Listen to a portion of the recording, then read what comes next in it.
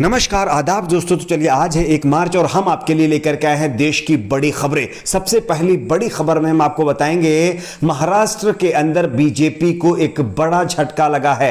BJP के 7 दिग्गज नेताओं ने पार्टी छोड़ दी है। वहीं दूसरी बड़ी खबर में हम आपको बताएंगे बाबा रामदेव ने मोदी सरकार के खिलाफ एक बड़ा मोर्चा खोल दिया है। कृषि कानूनों को लेकर के बाबा रामदेव मोदी सरकार के खिलाफ एक बड़ा बयान दिया है। वहीं अगली बड़ी खबर में हम आपको बताएंगे आसाम विधानसभा चुनाव से पहले चुनाव आयोग ने एक बहुत बड़ा ऐलान कर दिया है। वहीं अगली बड़ी खबर में हम आपको बताएंगे मेरठ में किसान महापंचायत के अंदर जिस तरह से कृषि कानून के खिलाफ दिल्ली में हुई किसानों की ट्रैक्टर रैली के अंदर लाल किले की हिंसा हुई थी, उस पर अब बीजेपी के ऊपर एक बड़ा आरोप लगा है। वहीं अगली बड़ी खबर में आपको बताएंगे कल यानी कि आज 1 मार्च से दोस्तों देश में 100 रुपए प्रति लीटर दूध हो जाएगा। वहीं अगली बड़ी खबर में आपको बताएंगे पेट्रोल डीजल के बढ़ते दामों को लेकर के बीजेपी के सांसद का एक आश्चर्यजनक बयान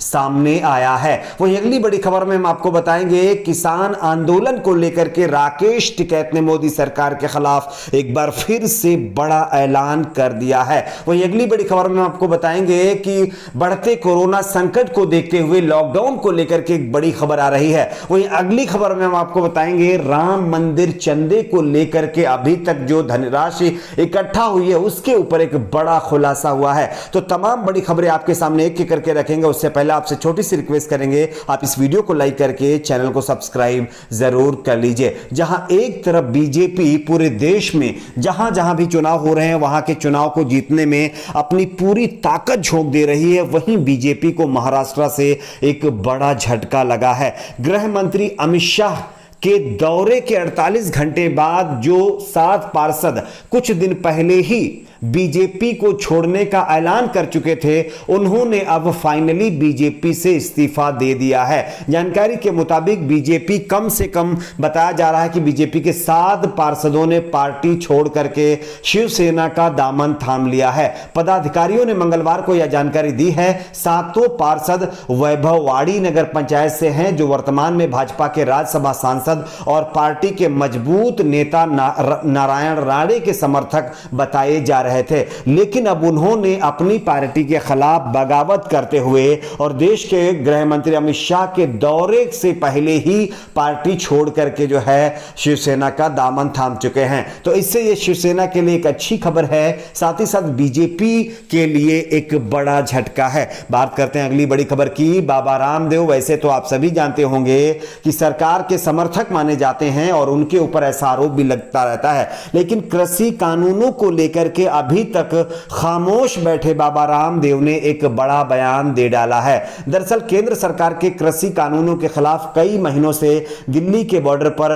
प्रोटेस्ट कर रहे किसानों को लेकर के योग गुरु बाबा रामदेव का बड़ा बयान सामने आया है। उन्होंने केंद्र सरकार से अपील करते हुए कहा है कि कृषि कानूनों को 3 साल के लिए स्थगित कर देना चाहिए और किसान व सरकार साथ बैठकर किसानों और देश के हित की नीतियों पर चर्चा कर कानून बनाना चाहिए। उन्होंने आगे कहा कि वे सरकार के प्रवक्ता नहीं हैं और ना ही वे खुद कॉन्ट्रैक्ट खेती करना चाहते हैं, लेकिन सुधार की हर क्षेत्र में जरूरत है जिसकी बात वो कर रहे हैं। बाबा रामदेव शुक्रवार को हरियाणा के समालखा में एक कारोबारी के यहां शादी समारोह में पहुंचे थे।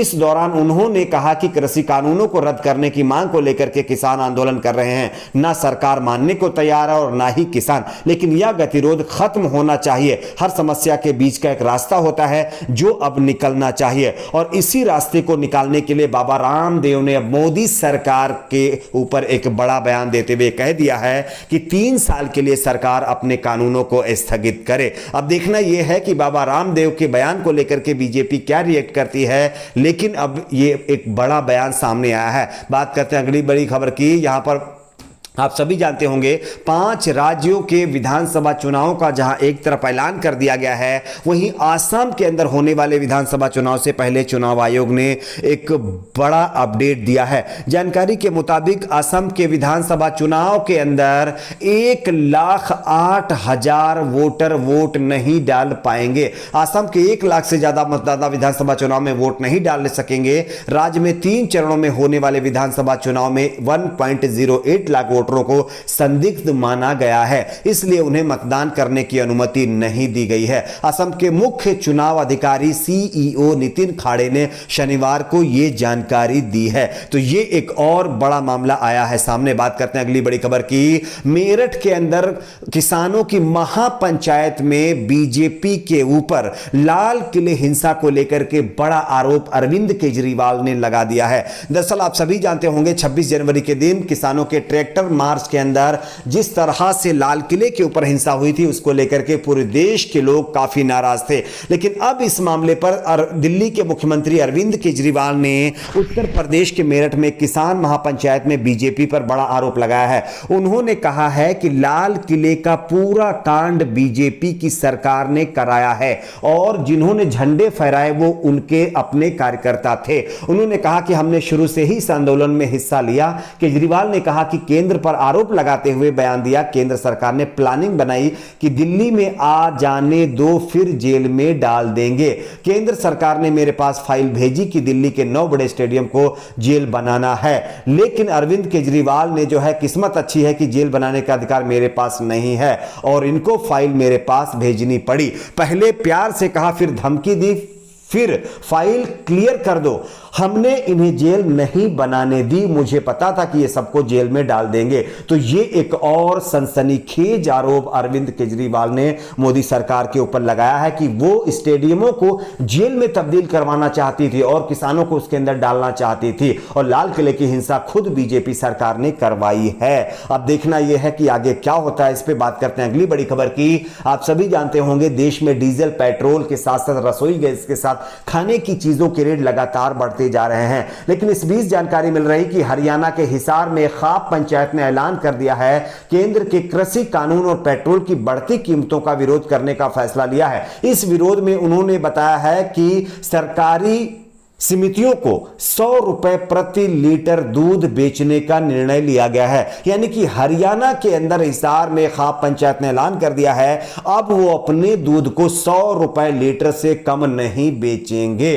तो ये कहीं ना कहीं एक और बड़ा मामला सामने आया। बात करते हैं अगली बड़ी खबर की। यूपी यानी उत्तर प्रदेश, जहां पर राम राज्य स्थापित है, योगी आदित्यनाथ जी की सरकार है, लेकिन यहां पर बढ़ते डीजल, पेट्रोल के रेट को लेकर के बीजेपी नेता और सांसद साक्षी महाराज का एक विवादित बयान, या हम ये कहें आश्चर्यजनक बयान सामने आया है। उन्नाव से भाजपा सांसद साक्षी महाराज बढ़ते पेट्रोल पदार्थों के दामों पर पूछे गए सवाल पर झल्ला गए। उन्होंने कहा है कि एक भी चीज मोदी सरकार में महंगी नहीं है। अगर कोई चीज महंगी है तो मुझे बताइए। मोदी राज में सब कुछ सस्ता हो रहा है। पत्रकारों से बातचीत के दौरान पेट्रोलियम पदार्थों की बढ़ती कीमत के सवाल पर सांसद ने कहा कि आप क्या कमाल की बात करते हैं, आप एक चीज तो बताओ कि क्या महंगा हो रहा है। दावा किया है कि मोदी राज में अब सब कुछ सस्ता होता जा रहा है। यह बात जो है साक्षी महाराज ने कही है। अब आप खुद सोचिए कि देश में क्या क्या चीजें सस्ती हुई हैं जब से मोदी सरकार आई है।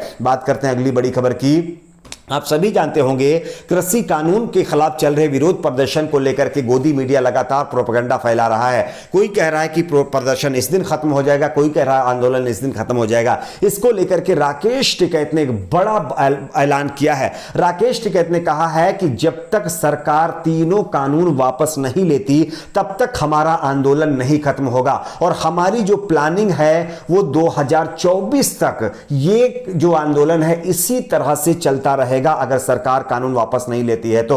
बात करते हैं अगली बड़ी खबर की। महाराष्ट्र में लॉकडाउन को लेकर के एक बड़ी खबर आ रही है। बताया जा रहा है कि महाराष्ट्र के मुख्यमंत्री उद्धव ठाकरे ने ऐलान किया है कि आने वाले दिनों में अगर इसी तरह से कोरोना के केसेस बढ़ते रहे तो बहुत जल्द महाराष्ट्र के अंदर लॉकडाउन पूरे महाराष्ट्र में लगा दिया जाएगा। बात करते हैं अगली बड़ी खबर की। राम मंदिर चंदे को लेकर के एक बड़ी खबर सामने आई है। बताया जा रहा है कि जो लक्ष्य राम मंदिर के चंदा इकट्ठा करने के लिए बनाया गया था उससे कई गुना ज्यादा राम मंदिर का चंदा इकट्ठा हुआ है। मिली जानकारी के मुताबिक राम मंदिर को अब तक 2100 करोड़ रुपए का चंदा मिला है। तो यह एक और बड़ा खुलासा राम मंदिर चंदे को लेकर के हुआ है। आपकी अपनी क्या राय नीचे कमेंट बॉक्स में बताइए। वीडियो को लाइक शेयर, चैनल को सब्सक्राइब जरूर करें।